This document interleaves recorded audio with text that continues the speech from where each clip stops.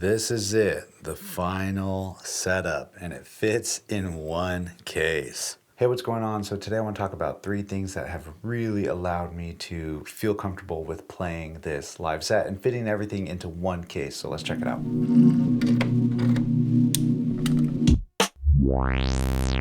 So as you can see, everything's packed up into here. Number 1 would be right angle cables.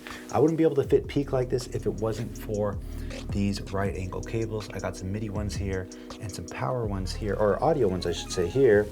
And if we check these out, these are called, this is by a company called Monoprice. It's this nice little gold. That's how you know it's that good extra sound quality like they always say in all the marketing. Don't believe it. And anyway, they also have right angle MIDI cables. I found these on Amazon. What's funny about these is that the pins are on the bottom side here, but then on that cable, on that end, they are on the top side. So somehow this worked out perfectly to go from the Digitakt into the Peak, but it would not work to go from Electron to Electron because they of course follow the same MIDI way. I don't know if that means Novation's upside down or if Electron's upside down. Either way, it worked for me, and that was great. Also, another mention here would be these Modbang cables, which are super soft and super bendy and really, really low profile, and allowed me to get my modular set up in a way that I can close this case right here and not worry about these cables getting damaged. So for example, these here, I'm gonna have to unplug these, drop them off to the side, and then I can close the case. Because if we really look at the profile here, these are actually lower than majority of the knobs on my modules. So I think it should be safe from this. Now, if you've seen some of my other live prep videos, you know I stress being as self-reliant as possible, and that's where long external cables come in. This whole ecosystem works on its own, but right here is my outs module, and you're gonna need long 1/4 inch cables.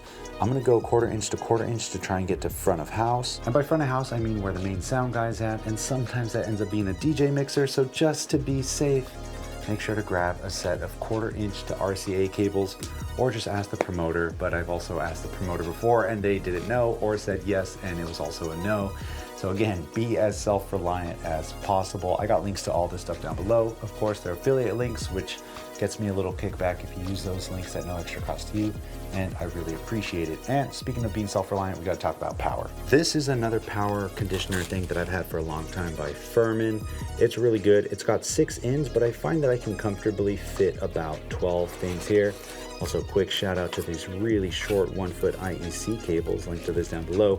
But the reason I like this power strip is because it's got a really long lead on it. This is about 20 feet, maybe 25 feet.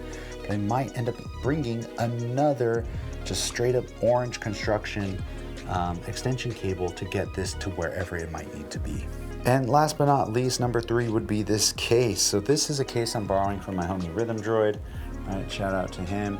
But it's a gator case, and this is a bit of an older model. They make a newer one that's slightly wider and slightly taller. I believe this is about 30 inches by maybe 22, but the new one is 36 by 24, so 3 feet by 2 feet.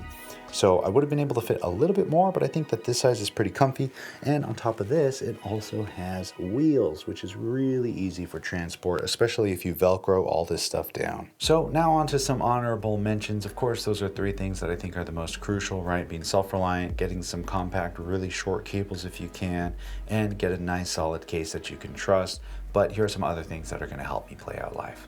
When it comes to monitoring myself, I'm gonna be using these in-ear monitors. I find that these are great, and by great, of course, only when they work. What was nuts was during sound check, they were totally fine, but the second I went to play, they stopped working and sounded horrible. So of course, I went back to the trusty dusty III headphones and swapped out my editing earmuffs, which are a little more transparent than these, which are smaller and more on ear, the like vegan leather ones. I forget which ones these are. I think they're number 1. No, this isn't sponsored by III, but I brought them as a backup and they were great. Also, if you're curious about the signal flow and all that stuff, check out this playlist here because I've slowly been documenting the whole process. But yeah, I think that's pretty much it. I mentioned the DeckSavers, which of course are extremely overpriced pieces of plastic that will protect your very expensive gear. So think of it as an insurance policy, right? And yeah, get some awesome cables, some right angle stuff. shorten up the cables as much as you can, because you know this ain't gonna change.